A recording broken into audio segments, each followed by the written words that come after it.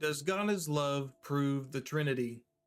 The argument that God is love proves the Trinity, often cited by C.S. Lewis, suggests that if God were a single person, he would not have been love before creation, as love requires an object. However, this is a philosophical argument, not a scriptural one.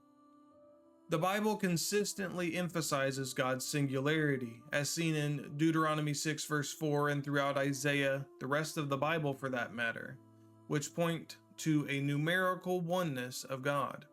Dr. David Bernard, in his writings on the oneness of God, question how Trinitarians avoid polytheism while not merely just saying God loved himself. Additionally, this argument implies a temporal limitation on God, suggesting his love was dormant until creation.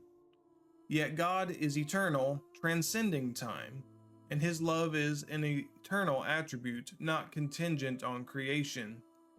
Just as God is eternally holy, omnipotent, and omniscient, his love is also eternal. The argument could apply to any divine attribute, leading to the conclusion that God could not have been anything before creation. Instead, we say, God eternally loved us, not bound by our timeline.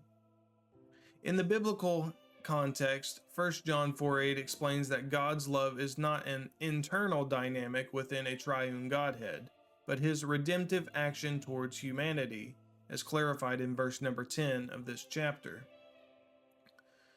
Therefore, while the philosophical argument is intriguing, it diverges from explicit scriptural teaching, imposes temporal limits on an eternal God, and doesn't align with the Bible's explanation of God as love, as his eternal, unwavering love demonstrated through his nature and actions towards us.